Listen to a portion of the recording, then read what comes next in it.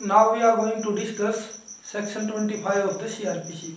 Section 25 is about assistant public prosecutors. Subsection 1, the state shall appoint, mandatory provision है, in every district one or more assistant public prosecutors for conducting prosecution in the court of magistrate. Court of magistrate के लिए सरकार एक या एक से ज्यादा assistant public prosecutors appoint करेगी. That is subsection 1.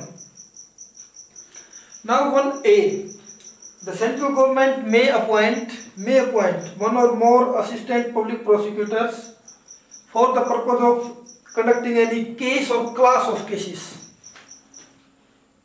In the courts of magistrate. किसी पार्टिकुलर केस के लिए या क्लास ऑफ केसेस के लिए सेंट्रल गवर्नमेंट भी असिस्टेंट पब्लिक प्रोसिक्यूटर्स अपॉइंट कर सकती है.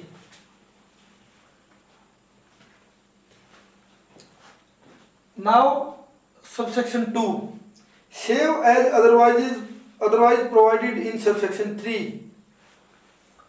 आप इसे छोड़ दें, आगे पढ़े. No police officer shall be eligible कि कोई भी पुलिस ऑफिसर एलिजिबल नहीं होगा to be appointed as an assistant public prosecutor, कि कोई भी police officer assistant public prosecutor appoint करने के लिए एलिजिबल नहीं होगा. लेकिन एक क्लैरिफिकेशन है, save as otherwise provided in subsection 3. Subsection 3 में दी गई बातों को छोड़कर, meaning thereby subsection 2 apply करता है, लेकिन सबसेक्शन 3 के अधीन रहते हुए. सबसेक्शन 3 में लिखी गई बातों को छोड़ दे तो फिर सबसेक्शन 2 अप्लाई होगा. लेकिन अगर सबसेक्शन 3 की कोई बात अप्लाई होती है उस केस पर तो सबसेक्शन 2 अप्लाई नहीं होगा. मीनिंग देयर बाय कि सबसेक्शन 2 के रहते हुए भी किसी पुलिस ऑफिसर को असिस्टेंट पब्लिक प्रोसिक्यूटर अपॉइंट किया जा सकता है. Subsection 3 says where no assistant public prosecutor is available. Qualification है कि जब कोई भी असिस्टेंट पब्लिक प्रोसिक्यूटर अवेलेबल नहीं है, और इस अवेलेबिलिटी का मीनिंग क्या है कि या तो अपॉइंट नहीं किया गया है कोई असिस्टेंट पब्लिक प्रोसिक्यूटर, या वो जो पब्लिक प्रोसिक्यूटर अपॉइंट अगर किया गया है तो वो कहीं दूसरी जगह इंगेज है, किसी दूसरी कार्य में व्यस्त है, और इसलिए वो अवेलेबल नहीं है. That's the meaning of available. Where no assistant public prosecutor is available for the purposes of any particular case. पहली चीज है not available, second is particular case,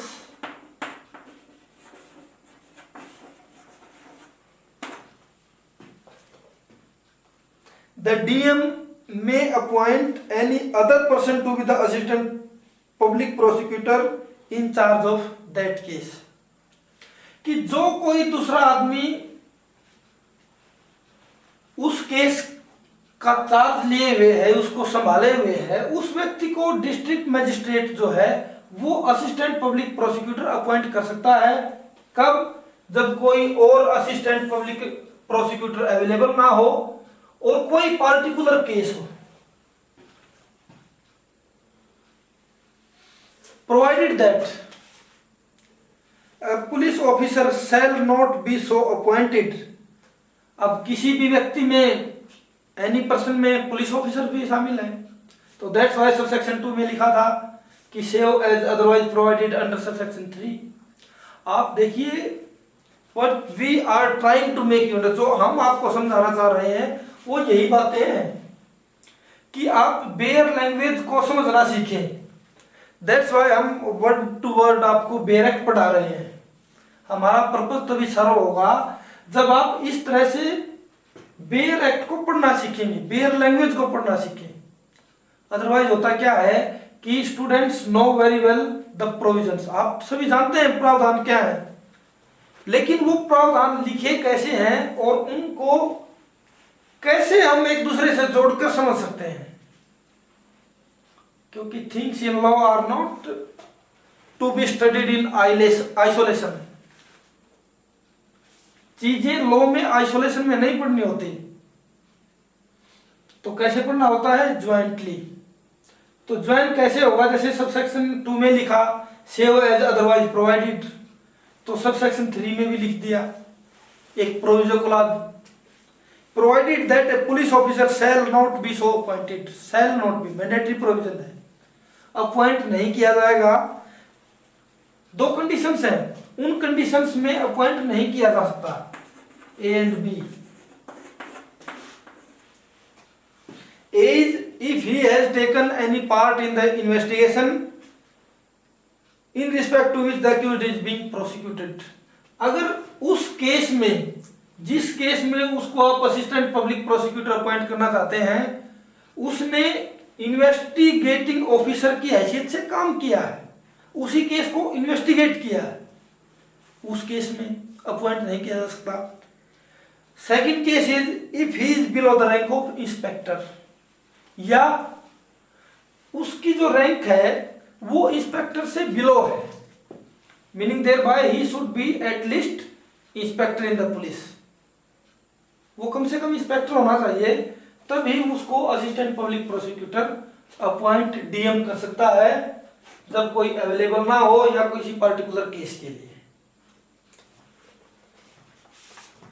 now you know very well that assistant public prosecutor has not been included in the definition of public prosecutor. I think in this way we have discussed the section 25 of the CRPC. Fully enjoy the lecture. Thank you.